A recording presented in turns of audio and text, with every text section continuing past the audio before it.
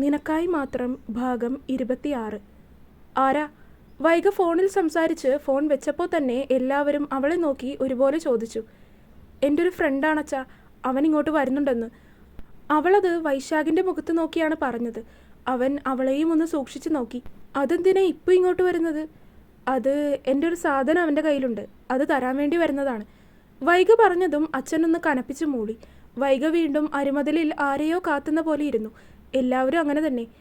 അവരെ ഒന്നുകൂടി വിളിച്ചു നോക്കച്ചാ. വിളിച്ചിട്ട് കിട്ടുന്നില്ലെന്ന് പറഞ്ഞില്ലേ വെച്ചു. സുധീറിൻ്റെ ശബ്ദമുയർന്നു.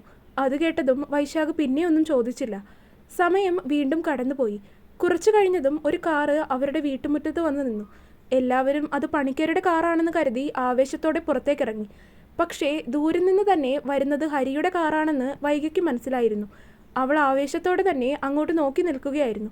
പണിക്കരാണെന്ന് കരുതി അച്ഛനും അമ്മയും ഏട്ടനും ഒക്കെ പടിയിറങ്ങി അവരെ വരവേൽക്കാൻ എന്നതുപോലെ ആവേശത്തോടെ നിൽക്കുകയാണ്. കാറിൽ നിന്ന് ആദ്യം ഡ്രൈവർ സീറ്റിൽ നിന്ന് ഇറങ്ങിയത് ഹരിയാണ്. അവനെ കണ്ടപ്പോൾ തന്നെ വൈഗയുടെ മുഖം സന്തോഷത്താൽ വിടർന്നു. പക്ഷേ വൈശാഖിന് അപ്പോൾ തന്നെ അപായം മണത്തു. പെട്ടെന്ന് കണ്ടപ്പോൾ ഇവൻ ആരാണെന്ന രീതിയിലായിരുന്നു അച്ഛനും അമ്മയും ഒക്കെ ഹരിയെ നോക്കിയത്. എല്ലാവരെയും ഒന്ന് നോക്കി ഹരി മുന്നിലേക്ക് വന്നു. ഞാൻ ഹരിനാരായണൻ, വൈശാഖിന് അറിയാമെന്നെ. ഹരി പറഞ്ഞതും എല്ലാവരും വൈശാഖിനെ നോക്കി. അവൻ ഹരിയെ തന്നെ ദേഷ്യത്തോടെ നോക്കി നിൽക്കുകയാണ്. അവൻ ഇടയിലൂടെ വൈഗയെ ഒന്ന് നോക്കി. അവളുടെ മുഖഭാവം കണ്ടപ്പോൾ തന്നെ ആളിപ്പോൾ നല്ല ഹാപ്പിയാണ് എന്നവന് മനസ്സിലായി. ഞാനൊരു കാര്യം പറയാൻ വേണ്ടിയിട്ടാണ് വന്നത്. അത് പറഞ്ഞതും എല്ലാവരുടെയും നോട്ടം അവൻ്റെ നേർക്കായി. അവൻ തിരികെ നടന്ന് കാറിൽ നിന്ന് പണിക്കരെ പിടിച്ചിറക്കി. നിങ്ങളെല്ലാവരും ഇയാളെയല്ലേ കാത്തിരുന്നത്? ഹരി ചോദിച്ചതും ആരും ഒന്നും മിണ്ടാതെ നിൽക്കുകയാണ്. എല്ലാവരും നോക്കുന്നത് പണിക്കരുടെ മുഖത്തേക്ക് തന്നെയായിരുന്നു. അയാളുടെ 2 കവിളുകളിലും പതിഞ്ഞു കിടക്കുന്ന വിരൽപ്പാടുകൾ. നീ ആരാ? നിനക്കെന്താ വേണ്ടത്? അയാളെ വിട് എന്ന് പറഞ്ഞ് സുധീരൻ മുന്നിട്ടിറങ്ങി. ആദ്യത്തെ ചോദ്യം, ഞാൻ ആരാണെന്ന്. ഞാൻ ഹരിനാരായണൻ, മുന്നേ പറഞ്ഞല്ലോ. പിന്നെ എനിക്ക് വേണ്ടത് എന്താണെന്ന് അത് ഞാൻ പറയാം. പിന്നെ ഇയാളെ ഞാൻ വിടാം, എനിക്ക് ഇയാളെ വേണ്ട. അത് പറഞ്ഞ് ഹരി അയാളെ വീടിൻ്റെ ചവിട്ടുപടിയിലേക്ക് തള്ളിയിട്ടു. പണിക്കർ സുധീരൻ്റെ കാൽ കീഴിൽ വന്ന് വീണു. സുധീരൻ അയാളെ വേഗം തന്നെ പിടിച്ചെഴുന്നേൽപ്പിച്ചു. നിനക്കെന്താണ് വേണ്ടത്? വിച്ചു, എന്താ ഇത്? സുധീരനാകെ ദേഷ്യത്തോടെ വിച്ചുവിനോട് ചോദിച്ചു. ഞാൻ പറയാം. നിങ്ങളുടെ മോൾക്ക് ഇയാളുടെ മകനെ കല്യാണം ആലോചിച്ചതല്ലേ നിങ്ങൾ? എന്ത് സാധനമാണ്? ആ, പാപജാതകമാണെന്നൊക്കെ പറഞ്ഞ് ഇയാളുടെ മകനുമായിട്ട് നിങ്ങളുടെ മകളുടെ കല്യാണം തീരുമാനിച്ചു അല്ലേ? ഹരി ചോദിച്ചതും സുധീരൻ ഒന്നും മിണ്ടാതെ നിന്നു. അതൊക്കെ ഇവൻ്റെ നാടകമാണ്. നിങ്ങളുടെ മകൾക്കും ഇയാളുടെ മകനും പാപജാതകമൊന്നുമല്ല. നിങ്ങളുടെ സ്വത്തും സമ്പാദ്യവും ഒക്കെ കണ്ട് അതൊക്കെ ഇയാളുടെ മകന് കൂടി കിട്ടാൻ വേണ്ടിയിട്ട് ഇയാളും ഇയാളുടെ മകനും കൂടി ചേർന്ന് നടത്തിയ ഒരു നാടകം, അതായിരുന്നു ഈ പാപജാതകം. അതിൽ പൊട്ടന്മാരെ പോലെ നിങ്ങളെല്ലാവരും മൂക്കും കുത്തി വീണു. ഹരി പറയുന്നത് എല്ലാവരും കേട്ടു നിന്നു. ഇതൊക്കെ നീ എന്തിനാ ഇവിടെ നിന്ന് പറയുന്നത്? നീ ആരാ? ഇറങ്ങി പോവിടുന്ന്. പ്രശ്നം വഷളാകും മുൻപ് വൈശാഖ് അതിലേക്ക് ഇടപെട്ടു. ഞാൻ പോകാം, എനിക്ക് പറയാനുള്ളതൊക്കെ പറഞ്ഞു തീർത്തിട്ട് ഞാൻ പോകാം. ആരെയും ഗവനിക്കാതെ ഹരി നേരെ എല്ലാവരെയും മറികടന്ന് വരാന്തയിൽ വന്നിരുന്നു. എല്ലാവരും അവനെ നോക്കി. അവൻ്റെ മുഖത്ത് ഉള്ള ആരെയും ഭാവിക്കാത്തതുപോലുള്ള ഭാവം കണ്ടതും എല്ലാവർക്കും ദേഷ്യമാണ് വന്നത്. വൈകിയാണെങ്കിൽ ഇതെല്ലാം ഒരു സിനിമ കാണുന്നത് പോലെ കണ്ടു നിൽക്കുന്നുണ്ട്.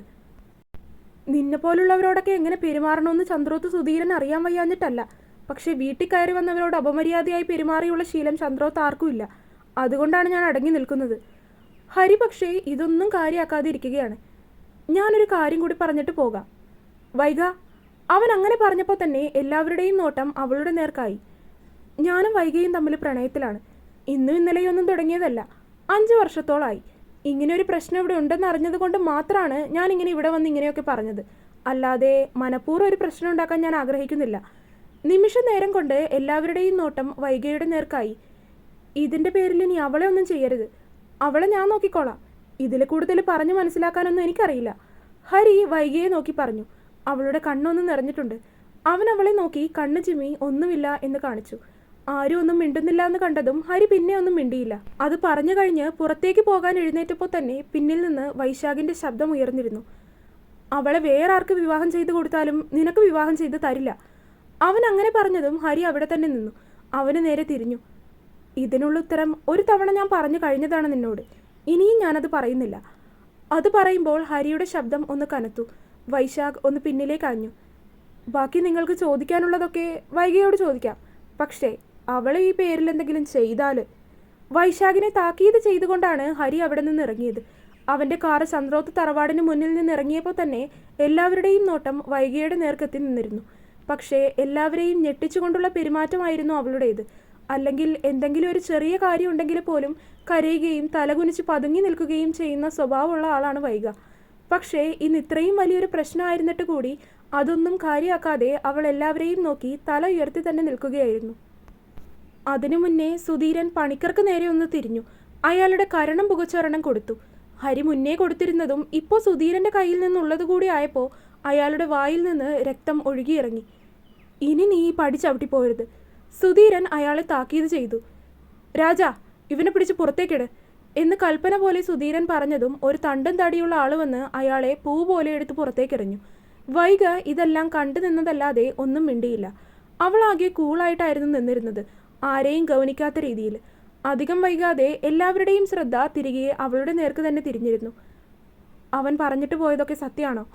അവളുടെ അടുത്തേക്ക് വന്നു നിന്നുകൊണ്ട് ദേഷ്യത്തിൽ തന്നെയായിരുന്നു അച്ഛൻ ചോദിച്ചത്. സത്യമാണ്. ഒരു നിമിഷം പോലും ചിന്തിക്കാൻ നിൽക്കാതെ അവളുടെ ഉത്തരവും വന്നിരുന്നു. എന്താ ഉദ്ദേശിച്ചിരിക്കുന്നത് നീ? ആളുകളെ കൊണ്ട് പറയിക്കാനാണോ? പ്രശ്നം വഷളാകും മുന്നേ അമ്മ വന്ന് ഇടയിൽ കയറി. നീ മാറി നിൽക്ക്. സുധീരൻ അവരെ അപ്പോൾ തന്നെ മാറ്റി നിർത്തിയിരുന്നു. അവൻ ഏതാണ് വിച്ചു? സുധീരൻ വൈശാഖിനെ നേരെ നോക്കിക്കൊണ്ട് ചോദിച്ചു. അച്ഛന് പറഞ്ഞാൽ അറിയാമായിരിക്കും. മംഗലത്തെ സതീശൻ്റെ മകനാണ്. ഏത്? അച്ഛനെ കൊന്നവനോ? പെട്ടെന്ന് തന്നെ സുധീരൻ്റെ വായിൽ നിന്ന് അങ്ങനെയൊരു വാക്കാണ് പുറത്തേക്ക് വന്നത്. അച്ഛാ! അയാൾ അങ്ങനെ പറഞ്ഞ് അവസാനിപ്പിക്കുന്നതിന് മുന്നേ തന്നെ വൈഗയുടെ താക്കീത് പോലുള്ള ശബ്ദം അവിടെ ഉയർന്നിരുന്നു. എന്തു ഏതും പറയുന്നതിന് മുൻപ് സത്യം ഏതാണ് കള്ളം ഏതാണെന്ന് അന്വേഷിച്ചറിയണം. സത്യം ഏതാണ് കള്ളം ഏതാണെന്ന് അറിയാത്തിടത്തോളം അത് പറയാൻ നിൽക്കരുത്. അവളുടെ വാക്കുകൾക്ക് ഇരുതലവാളിനേക്കാൾ മൂർച്ചയുള്ളതുപോലെ തോന്നി സുധീരന്. തൻ്റെ മകൾ തനിക്കെതിരെ നിന്ന് സംസാരിക്കാൻ അത്രയും വളർന്നുവോ എന്ന ആശ്ചര്യവും അയാളുടെ കണ്ണുകളിൽ പ്രകടമായിരുന്നു. അതിൽ നിന്ന് തന്നെ അവനെന്ന് വെച്ചാൽ അവൾക്ക് എത്രത്തോളം പ്രിയപ്പെട്ടതാണെന്ന് അയാൾക്ക് മനസ്സിലാവുകയും ചെയ്തിരുന്നു. അപ്പോൾ എൻ്റെ മോള് രണ്ടും കൽപ്പിച്ചാണ് അല്ലേ? ഞാനൊന്ന് പറയട്ടെ അച്ഛാ, ഇങ്ങനെയുള്ള പ്രശ്നങ്ങളൊക്കെ ഉണ്ടാകുന്നതിലും ഒരുപാട് മുൻപ് ഞാൻ സ്നേഹിച്ചു തുടങ്ങിയതാണ് ഹരിയേട്ടനെ. അതുകൊണ്ട് ഹരിയേട്ടനെ അല്ലാതെ മറ്റൊരാളെ ഞാൻ വിവാഹം ചെയ്യില്ല. പിന്നെ ഇതെല്ലാം അച്ഛനോടും അമ്മയോടും പറയാതിരുന്നത് തെറ്റ് തന്നെയാണ്. അത് എനിക്കറിയാവുന്നതുമാണ്. പറയാൻ പറ്റിയൊരു അവസരം എനിക്ക് കിട്ടിയിട്ടില്ല എന്നതാണ് സത്യം. അങ്ങനെ ഒരു അവസരം ഉണ്ടായിരുന്നുവെങ്കിൽ ഞാൻ പണ്ടേ നിങ്ങളോട് പറഞ്ഞിരുന്നേനെ. ഒരു തരത്തിൽ നോക്കിയാൽ എനിക്ക് നിങ്ങളോട് പറയാൻ ഭയം തന്നെയായിരുന്നു. പക്ഷേ ഇപ്പോൾ നിങ്ങളുടെ മുൻപിൽ ഇങ്ങനെ നിന്ന് ഈ കാര്യങ്ങളെല്ലാം തുറന്നു പറയുന്നതിന് എനിക്ക് കുറച്ചുപോലും ഭയം തോന്നുന്നില്ല. ഈ പ്രശ്നം ഇത്രയും വലിയൊരു പ്രശ്നമായി മാറിയതിൻ്റെ പ്രധാന പങ്കുകാരൻ എൻ്റെ ഏട്ടൻ തന്നെയാണ്. വൈഗ വൈശാഖിനെ ഒന്ന് നോക്കിക്കൊണ്ടാണ് അത് പറഞ്ഞത്. ഞാനും ഹരിയേട്ടനും തമ്മിൽ പ്രണയത്തിലാണെന്ന കാര്യം ഈ വീട്ടിൽ ആദ്യം കണ്ടുപിടിച്ചത് ഏട്ടനാണ്. സാധാരണ പോലെ തന്നെ ഏട്ടൻ ഇത് എതിർത്തതാണ്. അപ്പോൾ അത് നടക്കില്ലെന്ന് ഞാൻ പറയുകയും ചെയ്തു. പക്ഷേ ഏട്ടൻ പറഞ്ഞല്ലേ ഈ കാര്യം ഈ തരത്തിൽ വരെ ആക്കിയത്? പണിക്കരുടെ മകനുമായിട്ടുള്ള എൻ്റെ വിവാഹം നടത്താൻ ഏട്ടനായിരുന്നില്ലേ തിടുക്കം കാണിച്ചത്? വൈഗയുടെ മൂർച്ചയേറിയ ചോദ്യങ്ങൾക്ക് മുൻപിൽ എല്ലാവരും ഒരുപോലെ മിണ്ടാതെ സ്തംഭിച്ചു നിന്നു. നീ എന്തൊക്കെ പറഞ്ഞാലും അവനുമായിട്ടുള്ള വിവാഹത്തിന് ഞാൻ സമ്മതിക്കില്ല. അവൻ്റെ തറവാട്ടുകാരായിട്ട് പണ്ട് മുതലേ നമ്മൾ പ്രശ്നമുള്ളതാണ്. പോരാത്തതിന് അവന് നാട്ടിൽ ഇപ്പോഴും തന്തയെ കൊല്ലി എന്ന പേരും. ഇല്ല, നീ എന്തൊക്കെ പറഞ്ഞ് അവനെ ന്യായീകരിക്കാൻ ശ്രമിച്ചാലും ഞാൻ സമ്മതിക്കില്ല. ഇങ്ങനെയൊരു ബന്ധം ഞാൻ സമ്മതിച്ച് തരില്ല. ഇതല്ലാതെ മറ്റൊരു ബന്ധം ഞാനും സമ്മതിച്ചു തരില്ല. ഇത് ഞാൻ പണ്ടേ എടുത്തു കഴിഞ്ഞ തീരുമാനമാണ് അച്ഛാ. ഇതുവരെ ഇല്ലാത്തൊരു ധൈര്യം അവൾക്ക് ആ നിമിഷം തോന്നാൻ തുടങ്ങിയിരുന്നു. നിന്നെ ഞാൻ ഒരുപാട് സ്വാതന്ത്ര്യം തന്നാണ് വളർത്തിയത്. മകളായിപ്പോയി.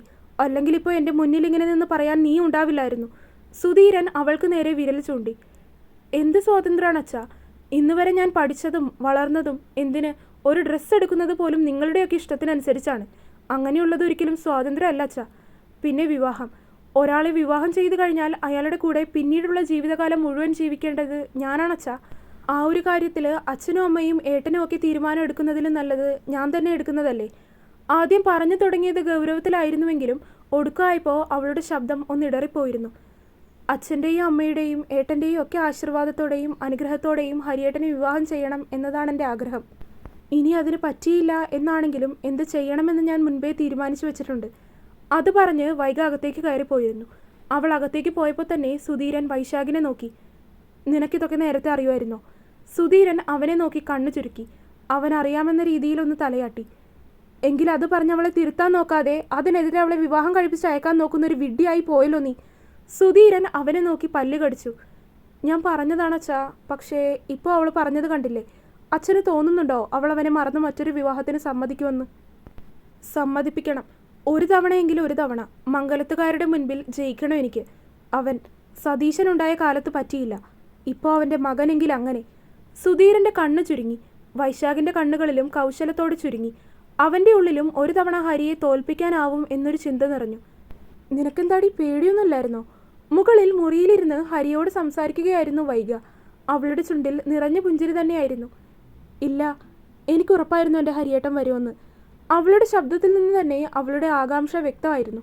കുറച്ചു സമയം അവനോട് താഴെയുണ്ടായ കാര്യങ്ങളൊക്കെ സംസാരിച്ചിരുന്നപ്പോഴാണ് പെട്ടെന്ന് വാതിലിൽ കൊട്ടി ആരോ തന്നെ വിളിക്കുന്ന ശബ്ദം വൈഗ കേട്ടത്. വേഗം തന്നെ ഫോൺ വെച്ച് വൈഗ വന്ന് വാതിൽ തുറന്നു. തുടരും. അപ്പോൾ വീഡിയോ കണ്ടവരെല്ലാവരും വീഡിയോ ലൈക്ക് ചെയ്യുക. നിങ്ങളുടെ അഭിപ്രായങ്ങൾ എന്തായാലും അത് കമൻറ്റായിട്ട് അറിയിക്കുക. ചാനൽ സബ്സ്ക്രൈബ് ചെയ്യാത്തവരുണ്ടെങ്കിൽ സബ്സ്ക്രൈബ് ചെയ്യുക. അടുത്ത പാർട്ടായിട്ട് നാളെ വരാം കേട്ടോ. ബൈ.